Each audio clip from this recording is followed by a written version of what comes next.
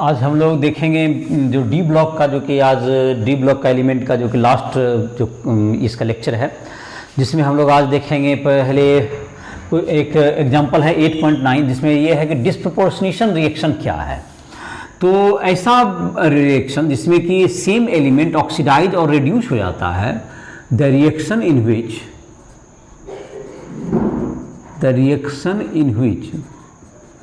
Same atom is oxidized and reduced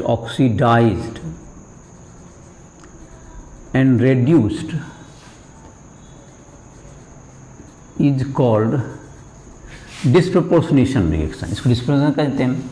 जैसे कि एक MnO4 जैसे है कि ये तुमको इसमें ऑक्सीडेशन नंबर निकालेंगे तो x plus -2 × 4 equal to -2, that equal to +6 हो गया। और ये तुमको जबकि एसिडिक मीडियम में ये तुमको MnO4- ये +7 में आ गया, प्लस हो जाएगा तुमको MnO2 ये तुमको +4 में आ गया। तो इसमें 6 से तुमको चला गया ये 4 में, ये 6 से 4 में चला गया, तो दैट इज 2 का चेंज हो गया इसमें, और इसमें कितना का चेंज हो गया, 1 का चेंज हो गया तुम्हारा। तो जाहिर है कि इसमें 1 से अगर मल्टीप्लाई कर देते हैं, मतलब कि 6 से यहाँ पे 7 हो गया, तो 1 का चेंज है, दैट इज 2 से मल्टीप्लाई कर दो तो चेंज दोनों में इक्वल हो जाएगा। यहाँ MnO2 में 6 to 4 हो गया, और यहाँ पर हो जाएगा तुमको 3 MnO4, ये 3 हो गया, तो 3 × 4 दैट्स इक्वल्स टू 12। जहाँ तक कि इसमें जो है 3 × -6 हो गया, ये -6 हो गया, और यहाँ पर हो गया तुमको -2 हो गया, -6 है और ये -2 हो गया, तो -6 में 4H+ दे दो, इसमें 4H+ दे देंगे तो क्या हो जाएगा, -2 हो गया दोनों साइड और 2H2O। आई होप कि इससे बैलेंस हो जाएगा ये। इसलिए डिस्प्रपोर्शनेशन रिएक्शन ऑफ Mn का it is disproportionation of disproportionation of Mn 6 + 2 Mn +7 and Mn +4। तो ये तुम्हारा एक डिस्प्रपोर्शनेशन का एक एग्जाम्पल हो गया। अब हम लोग देखते हैं ऑक्साइड्स एंड ऑक्सो एनायंस के बारे में पढ़ते हैं ऑफ ट्रांजिशन एलिमेंट। ऑक्साइड्स तुम्हारा जहाँ तक है जो 3D सीरीज के एलिमेंट हैं, तो सारे तुमको मोनो ऑक्साइड बनाएंगे। जैसे कि एक स्कैंडियम को छोड़ के सारे जो कि एलिमेंट होते हैं डी ब्लॉक के, वो मोनो ऑक्साइड का फॉर्मेशन करेंगे। तो मोनो ऑक्साइड का मतलब हो गया जैसे कि TiO, TiVO, CrO, तो ये सब मोनो ऑक्साइड हो गया। MnO 2+2 ऑक्सीडेशन स्टेट में तो सब रहता ही है, तो ये सारे जो है +2 ऑक्सीडेशन स्टेट के क्या बनाएंगे तुम्हारा। तो और ये जो तुम्हारा होंगे ये आयनिक होंगे, और ये तुमको बेसिक भी होंगे। जो मेटल के ऑक्साइड्स होते हैं तुमको बेसिक होते हैं लोअर ऑक्सीडेशन स्टेट में, तो ये बेसिक भी प्रॉपर्टी शो करेंगे। तो ये तुम्हारा हो गया ऑक्साइड्स एंड ऑक्सो एनायंस के बारे में देख रहे हैं हम लोग। तो ट्रांजिशन एलिमेंट का ऑक्साइड्स जो तुम्हारा बताए कि एक मोनो ऑक्साइड बनाएगा। इसके अलावा जो ग्रुप तुमको 3 to 7 जो होते हैं, ये अपने ग्रुप के हायर ऑक्सीडेशन स्टेट में ये ऑक्साइड का भी फॉर्मेशन करते हैं।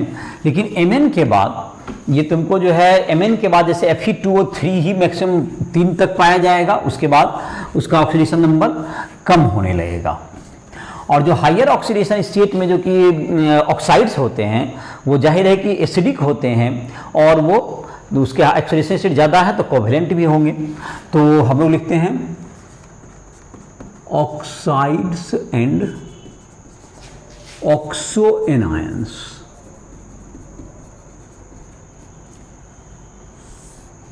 ट्रांजिशन एलिमेंट के oxides and oxo anions. All elements of D block forms mono oxides which is ionic which is ionic, आयनिक भी होता है ये आयनिक होगा, आयनिक होगा और ये बेसिक भी होगा तुम्हारा।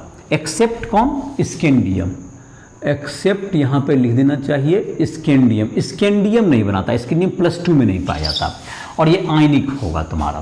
तो स्कैंडियम जो तुमको, स्कैंडियम जो ऑक्साइड बनाता है और oxides of higher oxidation state, oxides of higher oxidation state में क्या क्या होगा, oxidation state, higher oxidation state में क्या क्या बनाएंगे ऑक्साइड, ये तुमको बनता है जैसे कि Sc2O3, ये बनेंगे 3 ऑक्सीडेशन ग्रुप नंबर के इक्वल। टाइटेनियम बनाएगा TiO2। इसी ढंग से वेनेडियम जो है तुमको हाईएस्ट में V2O5, V2O3 वगैरह भी बनता है, लेकिन V2O5 तक +5 हायर ऑक्सीडेशन स्टेट में बात कर रहे हैं अभी हम लोग। और ये CrO3 +6 में हो गया। Mn2O7 भी बनेंगे, ये तुमको यहाँ तक हायर ऑक्सीडेशन बनेंगे। ये सब तुमको होते हैं कोवेलेंट होते हैं, दीज आर कोवेलेंट, ये तुमको वाइली लिक्विड कोवेलेंट होते हैं ये सब तुम्हारा क्या है, कोवेलेंट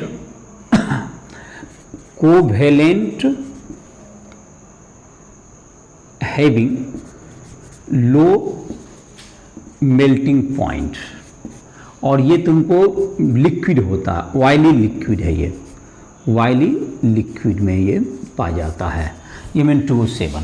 तो ये तुम्हारा हो गया हाइड्रोजन में। और ये तुमको एसिडिक होते हैं, ये तुमको किसमें पाए जाते हैं, ये जो ऑक्सीडेशन होते हैं, ये जो हायर ऑक्सीडेशन सिस्टम, ये सारे एसिडिक होते हैं, ये एसिडिक इन प्रॉपर्टी, ये एसिडिक इन नेचर है तुम्हारा, ये एसिडिक इन नेचर। तुमको जहाँ तक कि V2 जैसे V2O7 है, ये बना लेगा क्या चीज़, Mn2O7 है, जैसे ये HMnO4 बना सकता है एसिड, ये वाटर के साथ क्या बना लेगा, Mn2O7 बन जाएगा HMnO4। और CrO3 जो तुम्हारा है ये बन जाएगा H2CrO4 या H2Cr2O7, ये भी तुमको बन जाएगा H2CrO4 और H2Cr2O7। ये सब तुमको इसमें एसिड के रूप में पाया जाता है, ये एसिडिक ऑक्साइड है, हायर ऑक्सीडेशन स्टेट में ये एसिडिक होते हैं। जहाँ तक कि तुमको ये जैसे जैसे ऑक्सीडेशन नंबर बढ़ता जाता है, एसिडिक कैरेक्टर भी बढ़ता जाता है। जैसे कि हम लोग देखें V2O3 तुम्हारा जो है ये बेसिक होता है, ये बेसिक होगा। V2O4 जो तुमको लेस बेसिक होगा, लेस बेसिक। और V2O5 ये एम्फोटेरिक हो जाएगा, ये एम्फोटेरिक होता है, ये एसिड के साथ भी का रिएक्शन करता है, ये बेस के साथ भी करता है। V2O5 ये एम्फोटेरिक हो जाएगा तुम्हारा। और जहाँ तक कि तुमको रहा Cr2O7, ये सब तुम्हारा क्या होगा, जो मैग्नीज के जो तुम्हारा ऑक्सीजन, ये सब तुमको एसिडिक टाइप का, हायर ऑक्सीडेशन में ये एसिडिक शो करते हैं। इसी तरह से तुमको CrO3 जो तुम्हारा है लेसिडिक ऑक्साइड होते हैं। तो ये तुमको कुछ ऑक्सो एनायंस भी ये हैं तुमको, ये ऑक्सो एनायंस जैसे कि तुमको CrO4 -, इसको हम लोग कहते हैं क्रोमेट आयन, ये भी तुमको स्टेबलाइज होते हैं, क्रोमेट आयन, क्रोमेट आयन। ये होता है Cr2O7 2-, ये होता है डाइक्रोमेट आयन, डाइक्रोमेट आयन, ये डाइक्रोमेट आयन होता है। ये तुम्हारा हो गया, ये भी स्टेबलाइज होते हैं MnO4 -, MnO4 2-, ये होता है हम लोग manganate ion, manganate ion, MnO4-, इसको कहते हैं हम लोग पर मैग्नेट आयन, पर मैग्नेट आयन। तो ये तुम्हारा हो गया, ये सब तुम्हारा जो है ऑक्सो एनायंस हो गए। तो ये तुम्हारा ऑक्सो एनायंस ही बनाते हैं। और तुमको ऑक्साइड्स भी तुमको इसका जाहिर है कि लो ऑक्सीडेशन स्टेट में जो तुम्हारा होता है ये एसिडिक होते हैं, और लो ऑक्सीडेशन स्टेट में ये बेसिक ऑक्साइड है, जो मेटल का ऑक्साइड बेसिक होते हैं, और हायर ऑक्सीडेशन स्टेट में ये क्या होते जाते हैं, एसिडिक होते जाता है। और तुमको Mn2O7 वगैरह ये बेसिक नहीं होकर के क्या जाते हैं, ये हायर ऑक्सीडेशन में तो ये एसिडिक होते हैं। जैसे ग्रुप 7 के बाद देखें तो वो जो ऑक्साइड बनाते हैं, जैसे कि Fe2O3 है, ग्रुप 7 के बाद जो तुमको ऑक्साइड, जो हायर ऑक्साइड्स होते हैं, वो तुमको अब ग्रुप नंबर के बराबर नहीं होंगे, बल्कि कम ऑक्सीडेशन स्टेट में बनाते हैं। जैसे कि तुमको Fe2O3 है, Cu2O बनाते हैं, CuO बनेंगे, तो ये कम, और ZnO भी बनेंगे, तो ये सब कम ऑक्सीडेशन स्टेट में पाए जाएंगे। अब ग्रुप नंबर के इक्वल नहीं हो पाएगा। Fe का FeO और Fe2O3 दो ऑक्साइड हुए, और इसके बाद तुमको जैसे कि है Zn का, ZnO होगा क्यूप्रस ऑक्साइड और क्यूप्रिक ऑक्साइड, ये दो ऑक्साइड उसमें बनेंगे। तो इस तरह से तुमको ये सब जो ऑक्साइड वेल नोन जो तुम्हारा होगा, जो मोनोऑक्साइड तो सभी बनाएंगे। तो अब हम लोग देखते हैं कंपाउंड्स है, आज दो हम लोग कंपाउंड्स का भी स्टडी करेंगे इसमें डी ब्लॉक में, दैट इज K2Cr2O7, काफ़ी नाम तुमने सुना होगा, जिसको हम लोग कहते हैं पोटेशियम डाइक्रोमेट, और तुमको KMnO4 उसके बाद हम लोग पढ़ेंगे। तो पहले हम लोग पढ़ते हैं पोटेशियम डाइक्रोमेट। तो पोटेशियम डाइक्रोमेट हमारा होगा, जो कि तुमको पोटेशियम डाइक्रोमेट का फॉर्मूला होगा K2Cr2O7। क्रोमेट के अभी दो हमने आयंस देखे थे, एक था तुमको K2Cr4 पोटेशियम क्रोमेट, और एक हो गया K2Cr2O7 पोटेशियम डाइक्रोमेट। तो दोनों जो है तुमको एक एसिडिक मीडियम में तुमको ज़्यादा डाइक्रोमेट ज़्यादा स्टेबल होते हैं, और बेसिक मीडियम में क्रोमेट आयन ज़्यादा स्टेबल होते हैं, जिसको हम लोग अभी देखते हैं। तो पोटेशियम डाइक्रोमेट जो बनाते हैं उसमें पहले हम लोग सोडियम डाइक्रोमेट का फॉर्मेशन करते हैं, ये ज़्यादा सॉल्युबल होता है, इसलिए पहले हम लोग पोटेशियम डाइक्रोमेट का फॉर्मेशन करेंगे, उसके बाद हम लोग उसके आधार पर हम लोग किसका बनाएंगे, फिर पोटेशियम डाइक्रोमेट बनाएंगे हम लोग। पोटेशियम डाइक्रोमेट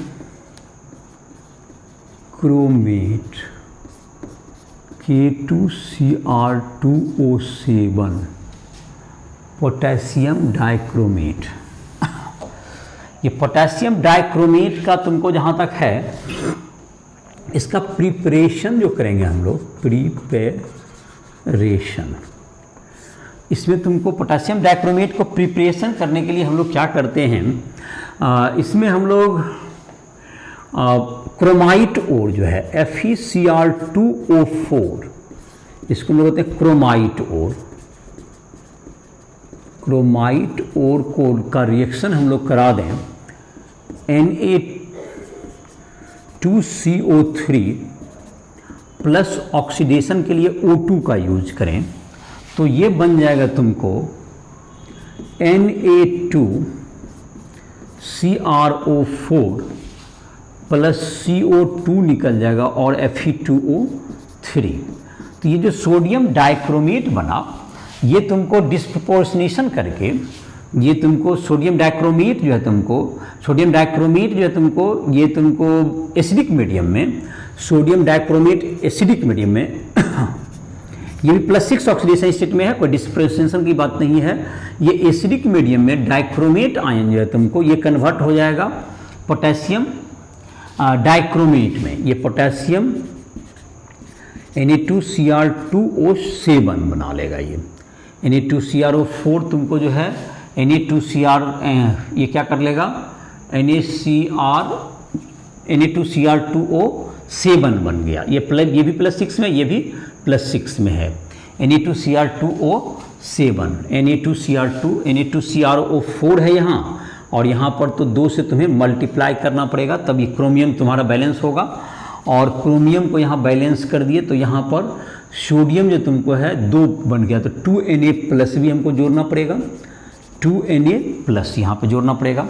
और जहाँ तक ऑक्सीजन की बात है तो इधर 8 हो गया, इधर है 7H है, तो एक H2O भी यहाँ पर ऐड कर दीजिए, एक H2O ऐड करना पड़ेगा, और यहाँ पर 2H+ को बैलेंस करने के लिए ऐड करना पड़ेगा।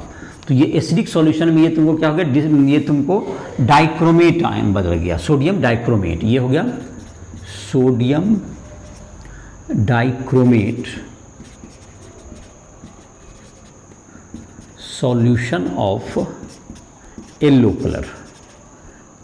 कलर। इस सॉल्यूशन इसको हम लोग आगे फिल्टर करके इसमें हम लोग क्या करते हैं, इसका क्रिस्टल बना लेते हैं, इसको येलो कलर का ये बनता है। और इसमें हम लोग क्या कर लेंगे, इसको मोड मतलब कि तुमको इसमें KCl हम लोग डालते हैं, Na2Cr2O7 प्लस KCl, इससे क्या बन जाएगा, ये K2Cr2O7 प्लस NaCl, ये येलो का तुम्हारा होता है, ये तुमको ऑरेंज कह सकते हैं इसको, ये ऑरेंज कलर का बन जाएगा क्रिस्टल, ऑरेंज कलर क्रिस्टल। तो Na2Cr2O7 is more soluble in water than K2Cr2O7, K2Cr2O7 से ज़्यादा सॉल्युबल होता है। इसलिए पहले हम लोग Na2Cr2O7 बनाते हैं, उसका सॉल्यूशन आगे अलग कर लेते हैं, और उसके बाद जो है तुमको उसमें क्रिस्टलाइज किसको कर लेते हैं हम लोग, पोटेशियम डाइक्रोमेट को उसमें क्रिस्टलाइज कर लेते हैं हम लोग। तो ये तुम्हारा हो गया प्रिपरेशन का तरीका हो गया कि पहले जो है तुमको क्रोमाइट ओर को ऑक्सीजन और Na2CO3 की या के प्रेजेंस में क्या कर लेते हैं, उसको हम लोग Na2CrO4 बना लेते हैं, सोडियम उसको सोडियम क्रोमेट को एसिडिक सॉल्यूशन में क्या कर लेते हैं, एसिडिक सॉल्यूशन में वो डाइक्रोमेट में बनता है सोडियम डाइक्रोमेट, जो कि तुमको येलो कलर का होता है सॉल्यूशन, उसको हम लोग अलग कर लेते हैं फिल्टर आउट करके, और फिर हम लोग क्या प्राप्त कर लेते हैं, उसको क्रिस्टलाइज कर लेते हैं हम लोग NaCl को उसमें KCl डाल करके उसमें पोटेशियम डाइक्रोमेट हम लोग ऑब्टेन कर लेते हैं।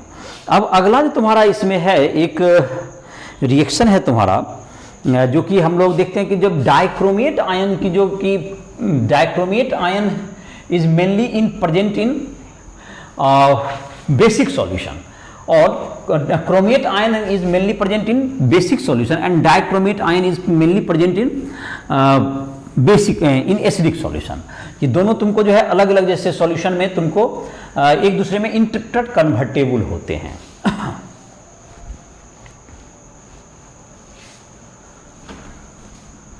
Chromate ion is converted to dichromate.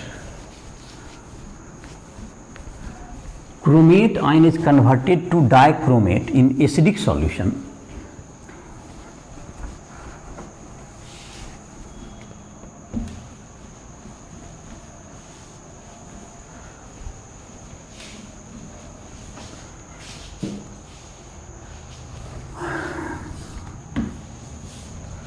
Chromate ion is converted to dichromate in acidic solution.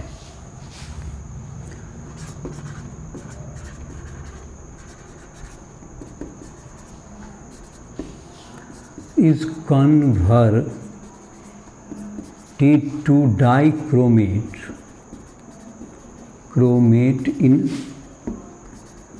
acidic solution. तो क्रोमेट आयन जो है तुमको ये डाइक्रोमेट बदल जाता है, CrO4 माइनस, ये तुमको एसिडिक सॉल्यूशन में ये डाइक्रोमेट में कन्वर्ट हो जाएगा तुमको, और यहाँ पर इसमें 2Cr2O4 कर सकते हैं, 2 हो गया। अब ऑक्सीजन को तुमको बैलेंस करना है, तो यहाँ पर एसिडिक सॉल्यूशन में अगर इधर 8 है इधर 7 है, तो 1 है तुमको ज़्यादा, तो इधर तुमको बैलेंस करने के लिए देना पड़ेगा H2O, और इधर H को बैलेंस करने के लिए अब 2H+, तो ये तुम्हारा क्या हो गया, ये बैलेंस हो गया होगा रिएक्शन तुम्हारा, प्लस माइनस चार्ज भी जोड़ सकते हो। तो यहाँ पर तुम्हारा कितना हो गया, यहाँ पर हो गया 2 -4 हो गया, और -4 +2 दैट इज -2, और इधर भी तुमको हो गया -2 हो गया चार्ज तुम्हारा, तो बैलेंस हो गया, चार्ज भी बैलेंस है, एटम भी बैलेंस हो गया। Dichromate ion is converted to chromate ion in basic solution। ये डाइक्रोमेट जो है तुमको Cr2O7 2 माइनस, ये बेसिक सॉल्यूशन में ये कन्वर्ट हो जाता है CrO4 2 माइनस में, तो ये तुमको 2 हो गया। तो ये तुमको बेसिक सॉल्यूशन में इसको काम करना है। क्रोमियम तो बैलेंस हो गया तुम्हारा, इधर 8 तुमको, इधर 8 O है, तो इधर जितना O ज़्यादा रहता है उतना ही H2O जोड़ दीजिए, और इसमें चूंकि दोनों में O और H रहता है, तो इधर तुमको इधर जितना एक O ज़्यादा था तो एक और जोड़ दिए, इधर 8 था तो इधर एक और जोड़ दिया, उसका डबल OH माइनस इधर ऐड कर दीजिए, आपका ये बैलेंस हो जाएगा बेसिक मीडियम में। तो 2OH, एक H2O जोड़े तो इधर पे 2OH माइनस जोड़ना पड़ा। तो ये तुमको इसका जो है, जहाँ तक इसका स्ट्रक्चर की बात है, क्रोमेट आयन जो तुम्हारा होता है CrO4 2 माइनस, जैसे CrO माइनस हो गया, और तुमको ये टेट्राहेड्रल स्ट्रक्चर में होगा, 2 डबल बॉन्ड बना लेंगे, और 2 डबल बॉन्ड O में चला जाएगा, डबल बॉन्ड O बनाएंगे और एक O माइनस हो गया तुम्हारा। तो ये टेट्राहेड्रल टाइप का ये स्ट्रक्चर ये क्या करेगा, ये फॉर्म कर लेगा टेट्राहेड्रल। और एक जो तुमको डाइक्रोमेट है, तुमको डाइक्रोमेट में क्रोमियम, ऑक्सीजन और क्रोमियम यहाँ पर 126 डिग्री का एंगल बनाएगा, ये 126 डिग्री का। और यहाँ पर जो तुमको है, और यहाँ पर तुमको अब जो है टेट्राहेड्रली तुमको क्या कर लेगा, डाइक्रोमेट में तुमको तो एक हो गया तो 3 O बनेंगे। तो डबल बॉन्ड O, इधर O माइनस और इधर की तरफ डबल बॉन्ड O। फिर क्या होगा, इसी तरह से यहाँ भी जो क्रोमियम हैं तुम्हारे, ये जो क्रोमियम होंगे इसमें भी तुमको क्या हो जाएगा, एक तरफ डबल बॉन्ड O, फिर O माइनस और फिर डबल बॉन्ड O। ये डाइक्रोमेट हो गया तुम्हारा, 2 टेट्राहेड्रल हो गया डाइक्रोमेट, इनका ये स्ट्रक्चर हो गया। अब ये जो डाइक्रोमेट जो तुमको पोटेशियम डाइक्रोमेट वगैरह ये तुमको क्या है, काफ़ी बेहतर ऑक्सीडाइजिंग एजेंट हैं। और ये तुमको एसिडिक सॉल्यूशन में ये Cr3+ में कन्वर्ट होता है। ये +6 ऑक्सीडेशन स्टेट में भी पाया जाता है, जो कि +3 ऑक्सीडेशन स्टेट में क्या हो जाएगा, ये कन्वर्ट हो जाएगा एसिडिक सॉल्यूशन में। और उसके बाद तुमको एसिडिक सॉल्यूशन में चूंकि इसका ऑक्सीडेशन स्टेट घट गया तो ये दूसरे को क्या कर सकता है, ऑक्सीडाइज कर सकता है। जैसे कि तुमको -1 में है तो इससे I2 बना देना, ये तुमको 0 में आ गया। या तुमको SO3 सल्फाइट आयन है, SO3 जिसमें +4 में है सल्फर, तो उससे +6 में चला जाना। Fe2+ है तो Fe3+ में कन्वर्ट हो जाना। SN2+ है तो SN4+ में बन जाना। जैसे कि तुमको है ऑक्सीलेट आयन है, C2O4 आयन है, तो इसमें कार्बन का ऑक्सीडेशन होकर CO2 बना लेना। तो ये सब तुमको किसी भी रिएक्शन को क्या कर सकता है ये, और ये बेटर ऑक्सीडाइजिंग एजेंट है तो ऑक्सीडाइज कर सकते हैं। तो इसमें लिख सकते हैं potassium dichromate is powerful oxidising agent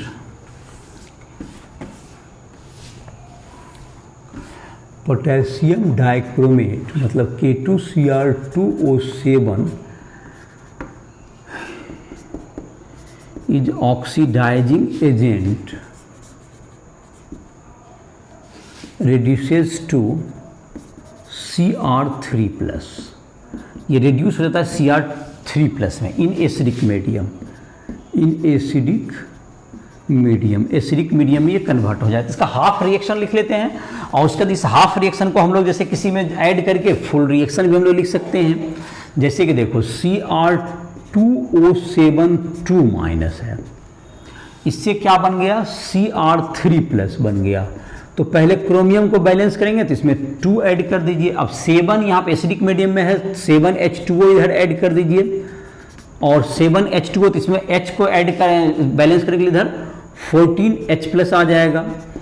14+ और 2- दैट इज 12+ हो गया, इधर की तरफ 6+ है, तो 6 इलेक्ट्रॉन इधर की ओर जोड़ देंगे तो ये हाफ रिएक्शन हो गया तुम्हारा इसका।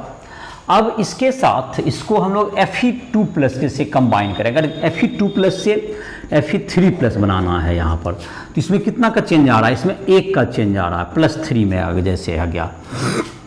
यहाँ 6 है तो यहाँ पर क्या होगा, +1 इलेक्ट्रॉन इधर आया, तो 1 इलेक्ट्रॉन आया तो इसमें क्या करना पड़ेगा हमको, 6 से मल्टीप्लाई अगर कर दें और दोनों हाफ रिएक्शन को जोड़ देंगे तो एक कंप्लीट रिएक्शन हमको प्राप्त हो जाएगा, जिसमें electron cancel ion electron method से कर रहे हैं। तो फुल रिएक्शन क्या लिख सकते हैं, 6Fe2+, 6 से इसको मल्टीप्लाई किए हैं, प्लस Cr2O7 2- और इधर की तरफ हो गया 14H+, ये भी तुम्हारा लिखाएगा। इससे क्या बन गया, 6Fe3+ तो बना ही, और 2Cr3+ बन गया, और +7H2 और इलेक्ट्रॉन तुमको कैंसिल्स आउट हो गया। इसी तरह से जैसे कि हम लोग अगर करना चाहें इसके साथ SN2+ से SN4+ बन गया, अगर मान लेते हैं स्टेनस से स्टेनिक बन गया, तो इसमें 2 इलेक्ट्रॉन होगा। तब इसमें कितना से कंबाइन मल्टीप्लाई करना पड़ेगा, इसको अगर इसके साथ कंबाइन करना है तो इसको 3 से मल्टीप्लाई करें, 6 के साथ ऐड हो जाएगा। तो अब जैसे इसको रिएक्शन फिर से नहीं भी लिखें तो हम लोग ऐड करके इसको लिख देंगे तो क्या रिएक्शन हो जाएगा, तुम अब कंप्लीट कर सकते हो। इसमें 3SN2+ हो गया, इसमें 3SN2+, और ऊपर वाला रिएक्शन में था ये तुमको Cr2O7 2- और ये 14H+ था, तो ये उसके साथ फर्स्ट रिएक्शन से कंबाइन कर रहे हैं, तो 14H+ इधर की तरफ क्या हो जाएगा, एरो बनेगा, तो 3SN4+ हो गया ये, अब +2Cr3+ +7H2O। तो इसी प्रकार से अगर हम लोग सल्फाइड को जैसे सल्फेट में बदलना हो सल्फाइड को जैसे सल्फेट में बदलना हो SO3 2-, इससे बन गया SO4 2-। चलिए, तो इसमें ऑक्सीजन का भी दिक्कत है।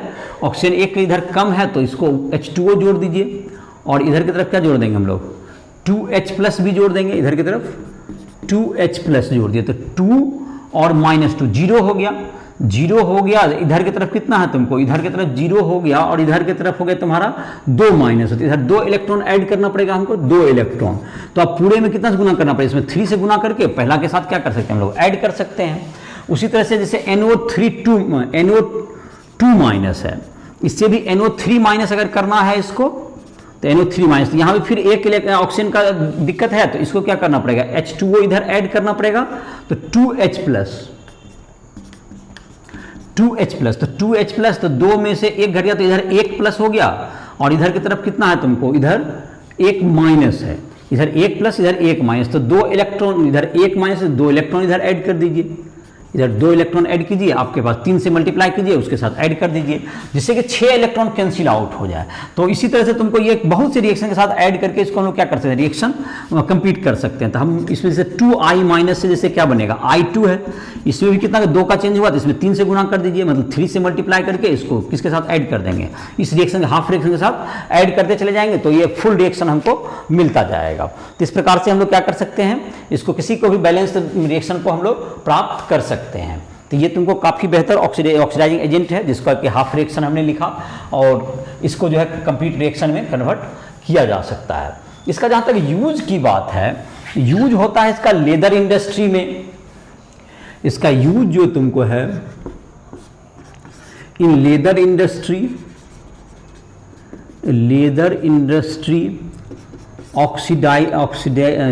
Oxidising to form dye. ये जो कंपाउंड्स वगैरह बनाते हैं, डाई बनाने में भी इसका काम आता है। तो ये इसके यूज हो गए।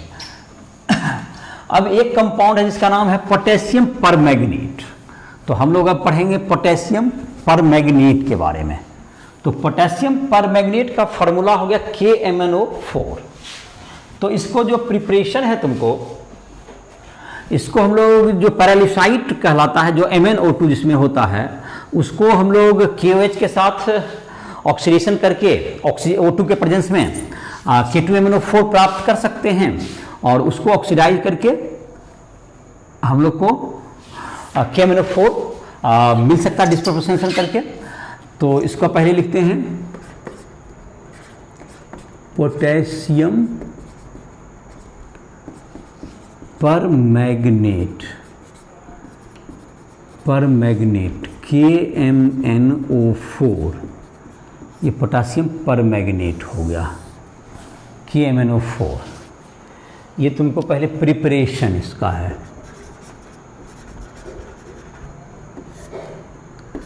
तो पहला नंबर तुमको है कि ये MnO2 जो पैरालिसाइट ओर से आता है, MnO2 को MnO2 plus KOH plus O2, तो इससे बन जाएगा K2MnO4 प्लस H2O। ये जो K2MnO4 है, ये तुमको पोटेशियम, ये डार्क ग्रीन होता है, ये डार्क ग्रीन होता है, ये तुमको डार्क ग्रीन। ये तुमको K2MnO4 जो है तुमको, जिसको ये डिस्प्रोपोर्शनेशन करके ये मैग्नेट आयन जो कि यहाँ पर है, पोटेशियम मैग्नेट इसको कहते हैं। ये मैग्नेट आयन जो है तुमको डिस्प्रोपोर्शनेशन के बाद ये MnO4 माइनस और MnO2 बनाता है। ये MnO4 माइनस और MnO2 बनाएगा। इसमें 2 का ऑक्सीडेशन स्टेट में चेंज है और इसमें 1 का है। तो इसमें 2 यहाँ पर तुम लिख सकते हो, यहाँ पे 2 से मल्टीप्लाई कर दें, और तुमको यहाँ पर क्या हो जाएगा, तुमको जाहिर है कि 2 और 1 दैट इज़ 3 MnO4। तो 3 × 3 हो गया, यहाँ पर 3 MnO4 तो -6 हो गया, ये -6, और यहाँ पर -2 है यहाँ पर, तो -6, तो यहाँ पे 2H+ आ जाएगा, तो तुम्हारा ये बैलेंस हो जाना चाहिए और एक H2O इस साइड हो जाएगा तुमको। तो ये तुमको यहाँ पर मैग्नेट आयन मिल गया, ये तुमको पर मैग्नेट जो KMnO4 का ये मैग्नेट आयन तुमको मिल गया, जो कि ये होता है तुमको डार्क वायलेट कलर का होता है, डार्क वायलेट कलर का। जहाँ तक कि ये Mn+7 में है, लेकिन ये ड्यू टू क्या कह सकते हैं तुमको, ये ड्यू टू तुमको ये तुम्हारा जो है मॉलिक्यूलर ऑर्बिटल थ्योरी के आधार पर इसका कलर को हम लोग डिफाइन कर सकते हैं, जो कि डी ऑर्बिटल में ऑक्सीजन के बैक बॉन्डिंग के कारण तुमको ये इसका कलर आ जाता है, जो कि हम लोग के बुक में नहीं दिया हुआ है। लेकिन ये जैसे कि Mn+7 में होते हुए भी ये तुमको कलरफुल कंपाउंड का फॉर्मेशन करता है।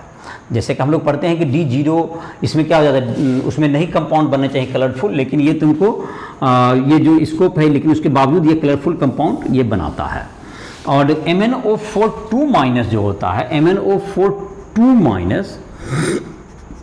ये तुमको होता है, ये डायमैग्नेटिक होता है। ये तुमको MnO4 ये तुमको हो गया, इसका जो मैग्नेटिक प्रॉपर्टी है तुमको, ये तुमको मैग्नेटिक इसमें प्रॉपर्टी रहता है। MnO4 जो तुमको इसी में से कन्वर्ट होके बना है, तो ये तुमको पेयर्ड, एक में अनपेयर्ड इलेक्ट्रॉन है, एक में पेयर्ड इलेक्ट्रॉन होते हैं तुमको सारे।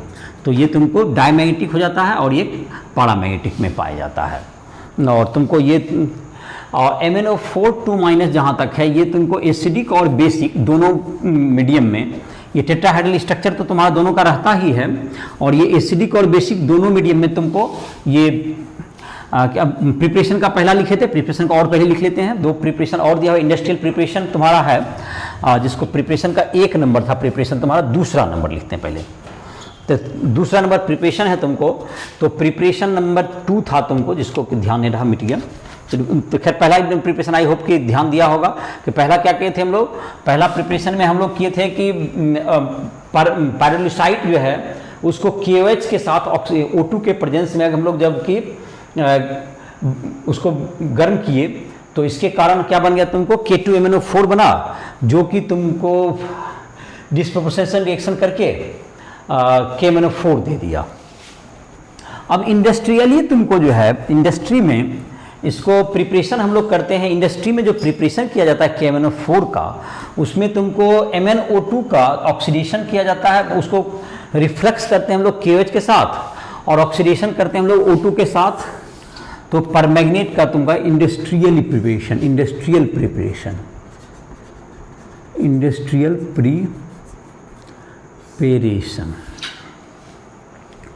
MnO2 reflux with KOH oxidise with O2 और KNO3। तो ये बन जाएगा तुमको किसके साथ, ये बन जाएगा तुमको KMnO4 बन जाएगा इसका। ये बन जाएगा MnO2 से क्या बन जाएगा तुमको, MnO2 से MnO4 बन गया, MnO4 और इसको जो है तुमको ऑक्सीडेशन बाय इलेक्ट्रोलिसिस से इलेक्ट्रिक ऑक्सीडेशन करेंगे, तो उससे ये तुमको MnO4 बन जाएगा। तीसरा नंबर है तुमको इन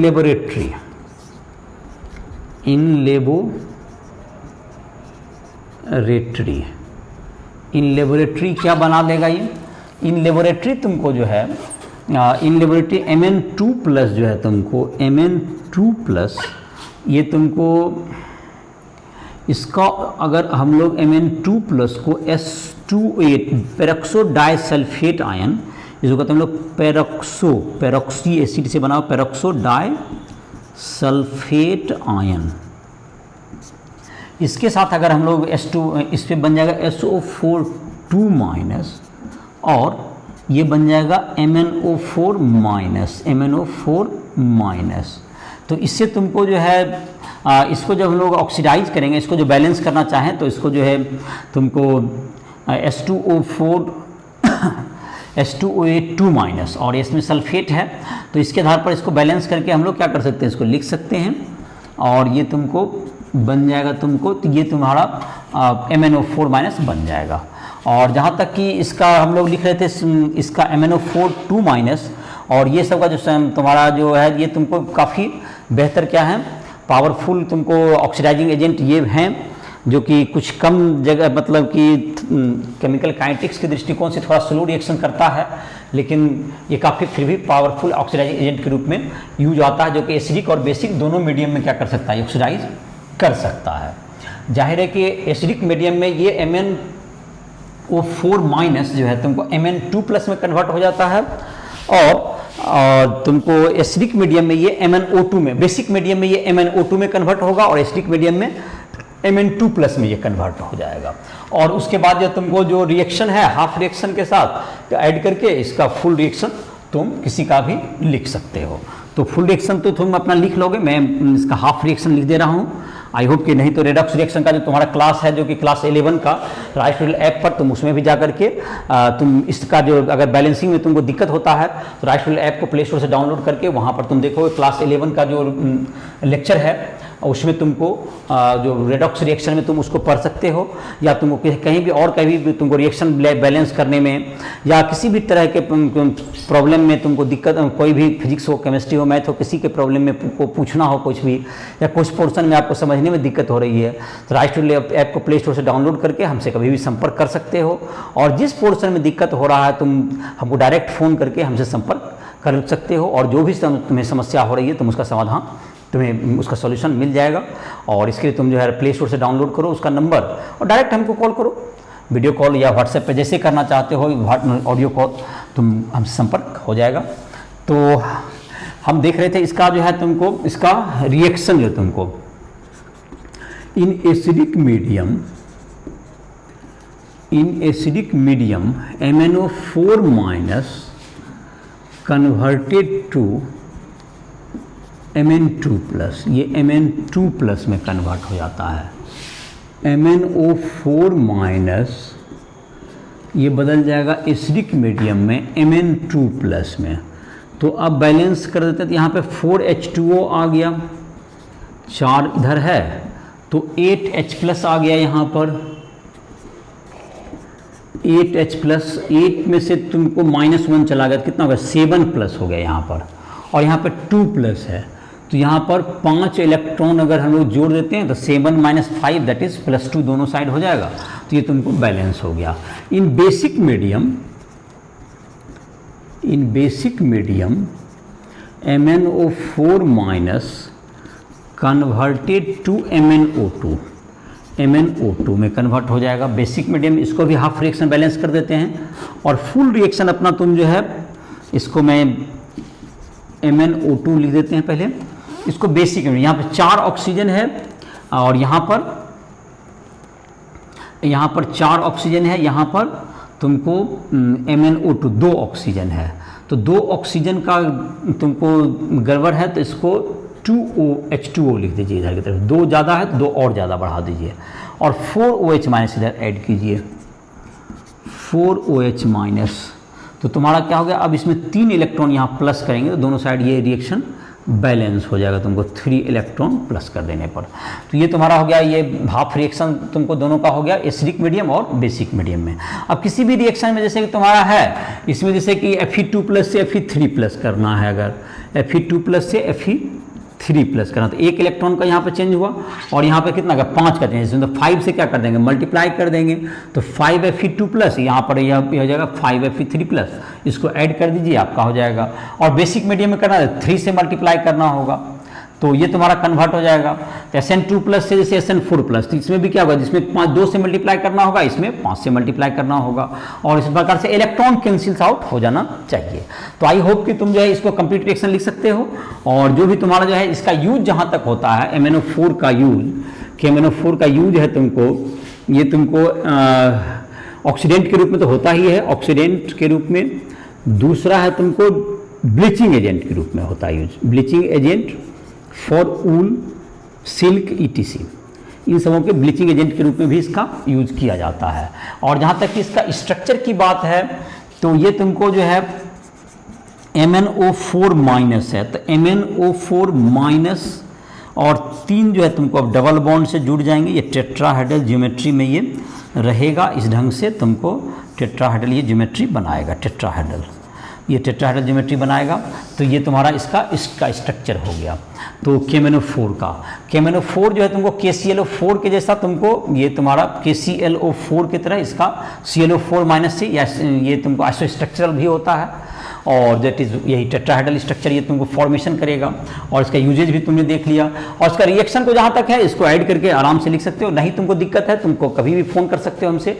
राइटल ऐप पर हमारा फ़ोन नंबर दिया हुआ है, राइटल ऐप को प्ले स्टोर से डाउनलोड करो। और जहाँ भी तुमको दिक्कत हो रहा है, अगर तुम नहीं समझ पा रहे हो तो या तो तुम क्लास 11 का जो लेक्चर है राइटल ऐप पर, उससे भी तुम मदद ले सकते हो। और जहाँ तक इसमें जो है तुमको रिएक्शन का जो बेसिक जो हाफ रिएक्शन दे दिया गया, इसको ऐड करके फुल रिएक्शन लिख सकते हो। बुक्स में भी तुम्हें दिया हुआ है, उससे भी हेल्प ले सकते हो।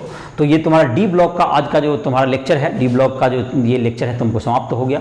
आई होप कि तुमको समझ में आया होगा। और अगले लेक्चर में हम लोग एफ ब्लॉक के एलिमेंट के बारे में पढ़ेंगे।